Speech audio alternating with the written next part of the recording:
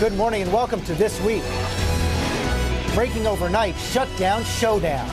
The House takes a hard line on Obamacare, all but assuring a government shutdown just one day from now. This morning, all the breaking details and what it means for you. President Clinton weighs in. There are times when you have to call people's bluff. Plus, Paul Krugman and Bill Kristol join the debate on our Powerhouse Roundtable. And a bombshell breakthrough. Today, President Obama surprised everyone. The president's historic phone call with Iran's new leader. We have a unique opportunity to make progress. But is Iran really ready to reject nuclear weapons? Or is this charm offensive cover for building the bomb? We put the tough questions to Iran's foreign minister live. It's an ABC News exclusive. All that plus President Clinton's surprising take on Hillary's presidential run. Right here this Sunday morning. From ABC News, This Week with George Stephanopoulos starts now. Two breaking stories this morning, and we begin with that tense scene in the House overnight. A shutdown is not a tactic. It is a failure for this country. Please accept the compromise and keep the government open. When it all wrapped up, House Republicans passed a bill that would keep the government open only if Obamacare was delayed for a year. That is a non-starter with Democrats. So let's get more on what happens next from our chief White House correspondent, Jonathan Karl. And John, hard to say how long it will last, but this makes some kind of shutdown late tomorrow, all but certain.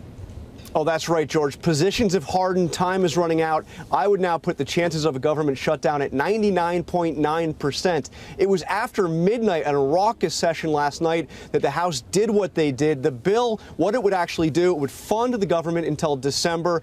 It would delay Obamacare for 1 year, and it would repeal a tax on medical devices that's part of the health care law. They also separately passed a provision that would fund the troops regardless of a government shutdown. The White House response was swift, George. Jay Carney saying today Republicans in the House of Representatives moved to shut down the government.